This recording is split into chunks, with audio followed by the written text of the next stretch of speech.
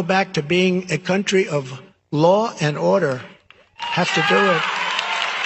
And you will have, very seldom, but you will have the rogue, we call it the rogue cop, the bad apple, and perhaps you'll have that also with president. But there's nothing you can do about that. You're going to have to give the president, you're going to have to allow a president, any president, to have immunity so that that president can act and do what he feels and what his group of advisors feel is the absolute right thing.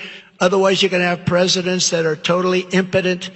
And we've had enough of them already. We've had enough of them already. So having immunity is so important. And I hope the Supreme Court has the courage to do that, because otherwise you're just not going to be in a very strong position very long. It'll totally change our country, in my opinion. That's how bad it.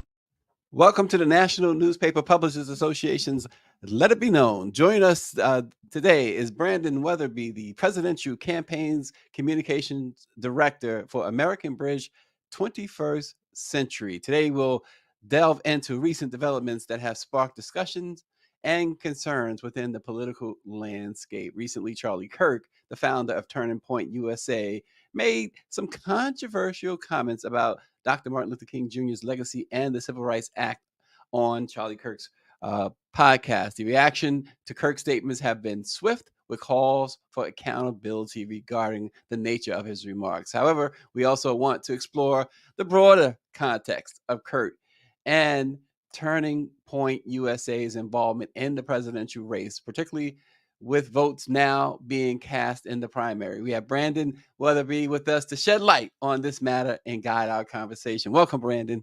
Hello, thank you for having me. Well, thanks for being with us. Let's just take it right from the top. Charlie Kirk's comments about Dr. King's legacy and the Civil Rights Act. Your perspective on where he and Turning Point and others are trying to go here. Sure. Yeah. I mean, I think the comments are obviously ridiculous just on their face when you try to disparage the legacy of Dr. Martin Luther King, or even just discount the benefits of the Civil Rights Act. But I think it's important to kind of zoom out here on this issue. I think when you look at folks like Charlie Kirk, other agitators on the extreme far right wing of the spectrum, it's kind of part of their strategy to throw out as much garbage as possible to make folks like you and I have to defend that and have to take on attacks from all angles. So when we zoom out, really, it's important to kind of look at the relationship that Turning Point has with individuals in the presidential election and how that can affect things come November and in the future. And so Trump and Turning Point specifically have had a very close relationship since 2016. Turning Point is an organization that seeks to bring youth into the fold, into the conservative movement and into the MAGA movement. And so they have been an important part of Donald Trump's rise to political prominence over the last 7 or 8 years. They spent $1 million trying to get him reelected in 2024. And so the reason that this is important for our presidential elections is that when you listen to Donald Trump say things like, "I am your retribution," he's an angry person right now. First of all, he knows that he lost in 2020. He's been angry since he lost in 2020. And so when he talks about being your retribution, first of all, he's talking about himself. He often does that, right? It's about Trump first. And so he wants his political retribution from losing 4 years ago. But he's also giving a wink and a nod to individuals who don't see the progress over the last 50 or 60 years as progress. Individuals that look at anything that is set up to help Black or brown people or any other marginalized people as an actual detriment to the nation, an actual detriment to individuals that look like them, whether or not that's true or not. And I think we all know that isn't true. This isn't a zero-sum game here. So he's given kind of a wink and a nod to those folks to say, hey, I hear you, I see you, I'm ticked off as well. And sure, I'm absolutely ticked off at the same things as you.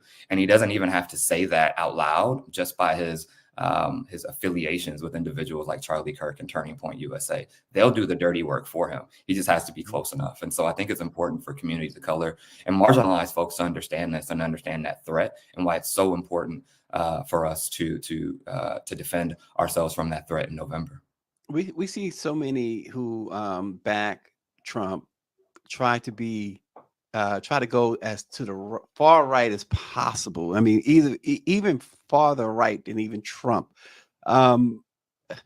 Why is that? Number one, and we also know when we talk about Charlie Kirk that he was a personal aide to Trump Jr., which um, again sounds strategic now in trying to influence, as you articulated, even younger ones. But why are those uh, who support Trump seem to be more? They try to out Trump Trump. Absolutely. I think it's low hanging fruit, right? I think one is that they've seen that kind of stoking fear, stoking hate, stoking anger from voters has worked in the past. And so it's low hanging fruit. They're going to go back to what has fed them in the past. But I also think that there is genuine anger from a lot of individuals on the ground, right? When it comes to being able to just make ends meet, when it comes to being able to take care of children, when it comes to being able to look after the next generation and say, hey, I feel really good about what I'm handing down to my children. I think that's a real frustration and anger and fear for lots of people across this country for lots of different reasons. And I think that the individuals in the MAGAverse, instead of offering solutions to those problems, know that it's easier to just point out what's going to tick people off, and it's easier to say, hey, there's the boogeyman. It's immigrants, it's illegal immigrants, or it's Black and brown folks, or it's folks in the LGBTQ community. These are the reasons why you can't get ahead. Look at all of these programs that are set up to help just those folks. It's low hanging fruit, and it's unfortunate. But to be honest, this is why it's important for groups like American Bridge and other Democratic groups to get out there and one, articulate these connections between groups like Turning Point, Charlie Kirk, and Donald Trump, and what that means for folks' real lives. But it's also important for us to tell that entire story, right? The president and Vice President Harris's agenda is a robust agenda that was not able to be seen to fruition because of individuals that agree with Charlie Kirk, right? Some of the Republicans in the House and then the Senate that have stymied that agenda. So when we look at childcare, when we look at higher education costs, when we look at bringing down prescription drug costs, all of those items, those are a part of the president's agenda. And so if we want to be able to kind of stiff arm some of these more extremist elements that want to undo all of that progress, it comes down to the ballot box in November. And also, speaking of, staying with this Charlie Kirk situation, there was talk of him being appointed on a commission for quote unquote patriotic education. Folks need to really pay attention, right? Because what message is that sending? A commission for patriotic education?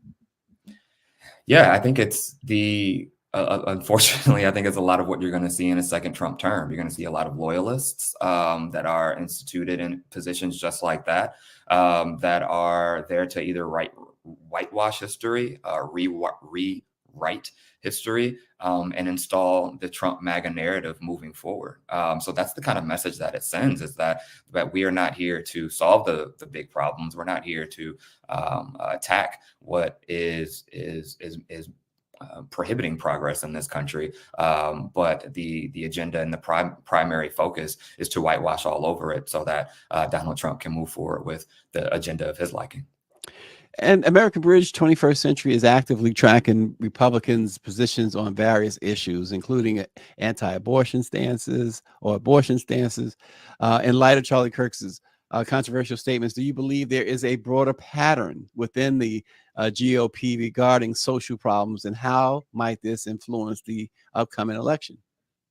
Yeah, I think there is a pattern. And as I said, I think that pattern is to either ignore it or to whitewash the issues that are right in front of us. And unfortunately, I think we're already seeing that happen in the GOP primary. When you look at former governor and UN ambassador Nikki Haley, who's unable to articulate the causes of the Civil War, or to articulate, or should I say, accept that institutions in this country were founded upon racism. It's unfortunate, and it means that we're not having a real conversation again about the issues that are facing us here. We can't have any progress by ignoring the past. I think you know that. I think all of your viewers and listeners know that as well. And so again, I think when we look at the choice that we're going to have in November, and it looks like that choice is most likely going to be Donald Trump as the nominee for the Republican Party, it's really a choice about progression or regression, right? If we want to progress and continue to try to check off the boxes on the president's robust agenda to get America working again and to improve the lives of Americans, or if we're going to regress with Donald Trump and the ilk that surround him that would like to rewrite history and again dismantle a lot of the things that have made life better for people of color and for other marginalized groups over the last few decades. Yeah, as I mentioned, American Bridge 21st Century does a phenomenal job in tracking the positions of Republicans on various issues. What, Brandon, can you identify, or would you identify as maybe one or two issues that we all should be mindful of that really stand out? Absolutely. I think that the issue of reproductive health is on the ballot everywhere in this country, and we've seen numerous states put that issue on the ballot, and the people have spoken to say that no, we do not want this right taken away from us, and that has gone. That's been a message that has been screamed across partisan lines. I think that just the American people in general have said no, this was wrong, and people should be able to make their own decisions about their body. I think another issue here is obviously the economy and taxes. When we look at Donald Trump's history, he has a history of wanting to focus on cutting the corporate tax rate. I believe he cut it to 27% in 2017. He's talked about wanting to cut it again at 15%, and he's talked about wanting to make those cuts permanent. And the reason that matters is not only is he not focused on middle class families and working class families trying to ease their burden, you're talking about a lack of revenue now for the federal government to then fund services that people need, whether it's SNAP and food stamps, whether it's Social Security and Medicare, Medicaid. You're not putting dollars into that pool that are going to help individuals progress and get ahead. And that's really, really damaging for a lot of vulnerable people across the country. So when we think about those two issues, and I think a third issue to also think about is just the attacks on democracy and the democratic institutions across the country, not only at the federal level, but the state level as well. When we talk about moving the country forward and kind of preserving some of these norms that have allowed us to have some kind of progress, as we talked about earlier over the last 50 or 60 years, the movement to discredit them, dismantle those institutions is really dangerous. And so it's something else that we should be thinking about as we're moving into the ballot box is folks that want to strengthen those institutions and not dismantle them for their own selfish means. Well, and that's some interesting things, really important stuff, Brandon. And you mentioned again a democracy, and we talked and protecting democracy. And I know that the president's message, Biden's message, is that now is a fight to save democracy. When he ran in 2020 successfully, it was to save the soul of America, which resonated with African Americans in particular. It doesn't seem saving democracy is really catching on at all, or at least to a great extent in the Black community. Can you speak to that a little bit? What are you seeing? And if it's not really catching on, why isn't it catching on? Why, it's particularly given what happened on January 6th, the idea of saving American democracy seems to be at on the lips of just about everybody in politics. But when it comes to voters, Black voters in particular, it doesn't seem to be a major thing for them. Yeah, I like to give voters a lot of grace on this issue, just because I know that folks got a lot going on, right? You're trying to go to work, you're trying to get the kids to school, you're trying to make do however you can. And so some of these nuances and intricacies of politics, or the Beltway, if you will, aren't on a lot of people's mind. And it may not feel like it was a long time ago because it wasn't in the grand scheme of things, but 3 years is a decent amount of time for a lot of folks. And so I think what we've seen is a lot of the uncertainty, the chaos, the anxiety that followed Donald Trump and that we all endured for 4 years. I think a lot of folks have memory hold that and put that into the back of their minds and kind of forgotten about it because again, they're dealing with the things that they have to deal with every day just to stay afloat. So I give a lot of grace and respect towards that. But I think as we get deeper into the electoral season, as the conversation stops being about whether or not someone can stop Donald Trump and the conversation starts to be about Donald Trump as the nominee, I think that a lot of people will remember what those 4 years looked like. I think a lot of folks will remember and pay attention to also a lot of stuff that we were talking about at the top of the conversation with regards to Donald Trump and who he aligns himself with and who he connects with and who are the individuals that influence him. Some of those, again, those more extreme influencers who may not want to see things like affirmative action, may not want to see things like the Civil Rights Act or diversity, equity, and inclusion programs. That's a pretty large and I think loud signal for a lot of folks that may not remember that chaos and may not feel the threat of Donald Trump right now. Yeah, and all that you just listed too, it makes me think about Nikki Haley saying recently that America has never been racist, although she at the same time says that she was a victim of racism as when she was growing up, which it's I don't know that you can have it both ways, but nonetheless, is this country, Brandon, as collectively, particularly in the voting bloc of the country, because I mean, you had 81 million vote for Biden in 2020 and 75 for Trump. That's 151 million votes, right? So if 151 million people are going to vote again to represent America, is America really tired of racism collectively to the point where they will go against MAGA, or is America racist enough to allow it to exist again and allow this to come to power again? I think that we've talked a little bit about how there are just folks that are getting exploited by Donald Trump and those on the right wing of the political spectrum, right? There are people that have legitimate anger about their situation and their fears or their situation is being exploited by Donald Trump and those on the far right that again are doing so just for their own selfish means. So unfortunately, I do think that there will be a large block of Americans that vote for Donald Trump because that exploitation is going to be successful. But I think it is, again, a lot of folks don't want to see that. I have to believe that majority of the country does not want to see that, does not want to have that kind of chaos. And honestly, just wants someone to do the job, do it correctly, do it without any drama, and solve the problems in their lives. So over the next 10 months, that is kind of our charge, I think, as Democratic operatives and people that are working towards progress in this country and working towards stopping the threat of Donald Trump. I think that is our charge, to tell that story and to remind folks that this is our opportunity to do so.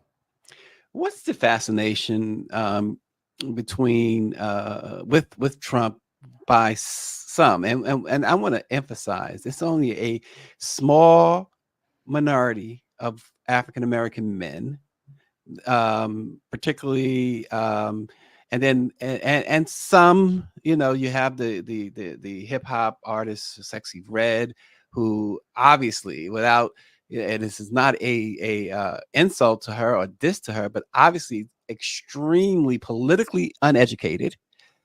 Because she made the comment that, Trump gave us a $1,200 stimulus check. That shows that she's politically uneducated. But the Ice Cubes of the world and Steve Harveys of the world, notwithstanding, this you see that there's some African Americans who fall for the Trump image or whatever. But then on the other side of it, and sticking with celebrities, you see these major white celebrities. Robert De Niro immediately comes to mind. Alec Baldwin immediately comes to mind, who absolutely calls, even Howard Stern calls Trump out on his racism and how in no way, shape, or form he should be allowed to get back into power. It would be awful for everyone, particularly people of color.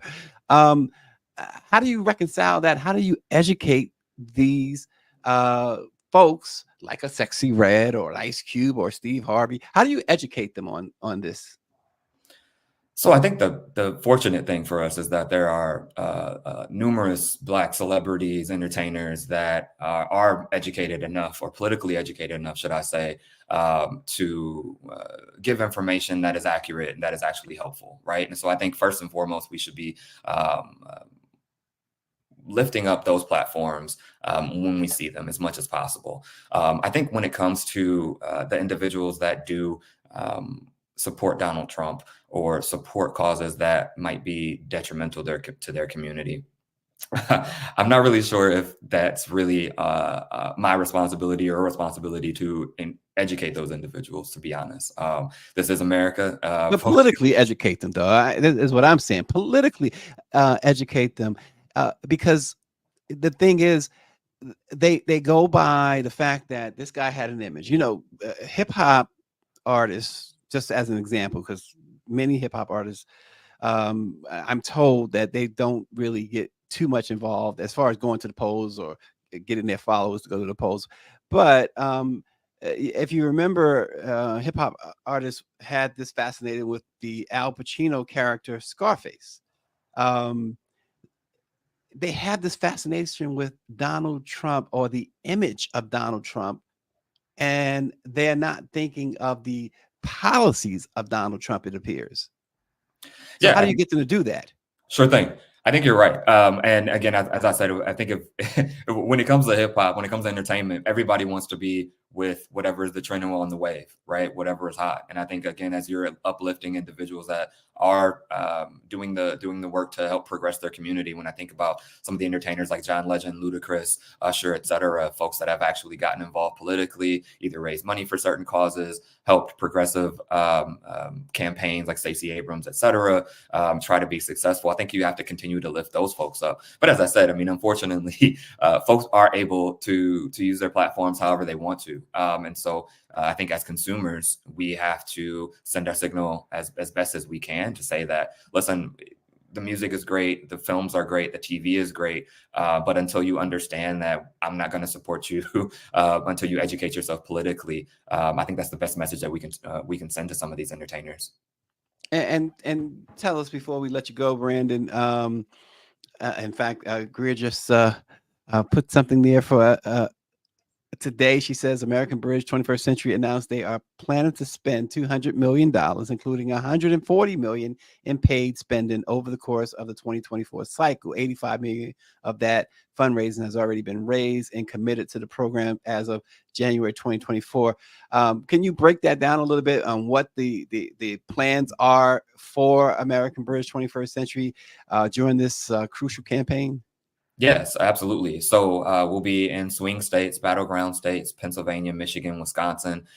The goal there is to talk to individuals that are on the margins, particularly folks that are in kind of ex-urban media markets. Those are those communities right outside of your very large cities, Detroit, Milwaukee, Philadelphia, et cetera. Some of those folks that we know are not pleased with the idea of having Donald Trump in office again. And so we're putting everyday regular people into these ads as well. So these are the folks that are the mom and pop store owners. These are the CNAs, the folks that sell cars, et cetera, right? All of these folks that just make up American life for us. And so having those folks tell those stories of the last 4 years of what life was like for them under Donald Trump, not just they don't like Donald Trump, but the idea of what those policies actually did for their livelihoods and how they're still feeling those effects today. Because again, that I think, not to interrupt you, but that sounds like such a great plan.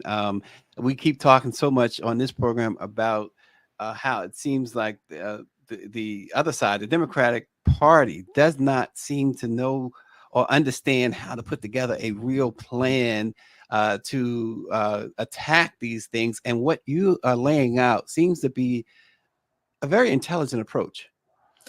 Well, I appreciate that. I mean, there are some very smart people that work over at American Bridge, smarter than I. Take credit for that.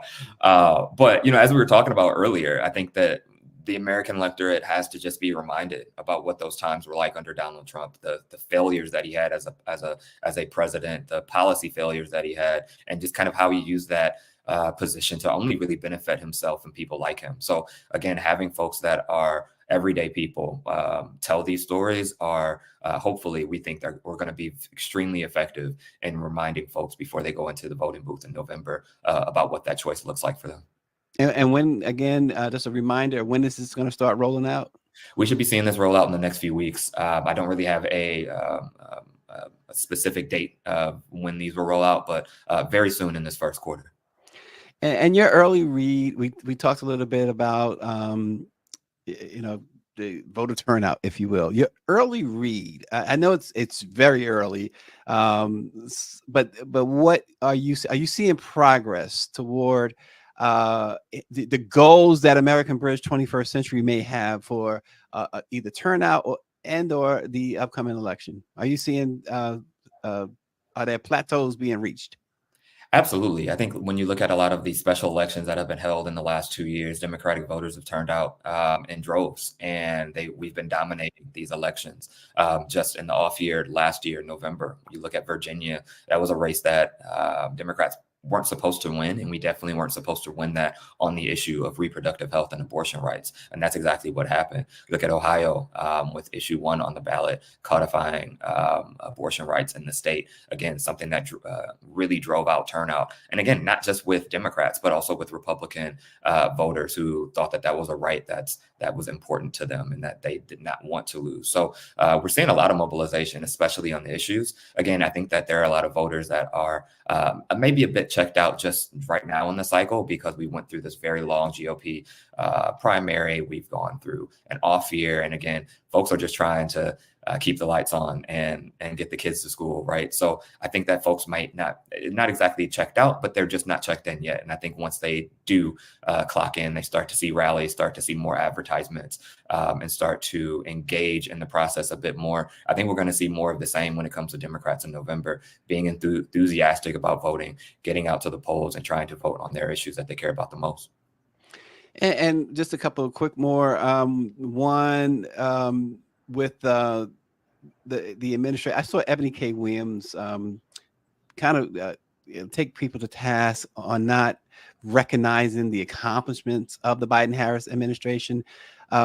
You mentioned what American Bridge plans to do with reminding folks of what it was like under Trump. Is there any plans to really highlight the major accomplishments, particularly for the Black community, from the Biden-Harris administration? Absolutely. I mean, we talk about the Infrastructure Act every day. We talk about how the president has worked to turn the economy around and create jobs to get us out of the doldrums of 2020 when we lost 3 million jobs. We talk about those kinds of items every day. But I think also what American Bridge's function is that's unique is that we're able to keep eyes on Republicans across the country, top of the ballot and bottom of the ballot, and tell the story as to why some of the things that Americans wanted to see happen in the last 3 or 4 years haven't happened, right? You've had senators who have gone up and said that they do not want to expand the child tax credit. We've had Republicans in the House get up and go on rants against free community college or canceling student loan debt. And so that's our function primarily, is to say, listen, yeah, absolutely, the president has gotten some things done, but we could have gone even further if it weren't for these kinds of individuals that were in in Congress who are voting against your interests. And guess what? They're running again. You should know about their views on these issues, and you should take that into account when you go vote in November. And Brandon, how can people support or at least find out what American Bridge 21st Century is doing? Website, contact information? Absolutely. You can always go to americanbridge.org. That's going to have all of our information, whether it's research books. We have a DeSantis research book. We have a Trump research book, that just all of the information at your disposal to kind of, again, understand where these individuals are on the issues, where they are on the record, some of their personal narrative as well. It's all in that space. And that's also where you can find our social platforms. We're on Twitter, Threads, Facebook, Instagram. So you can find all of that information as well for some of our rapid response efforts. Well, Brandon Weatherby, the Presidential Campaigns Communications Director for American Bridge 21st Century. thank you so much for joining the Black Press's Let It Be Known. We appreciate you. Thank you. I appreciate you as well.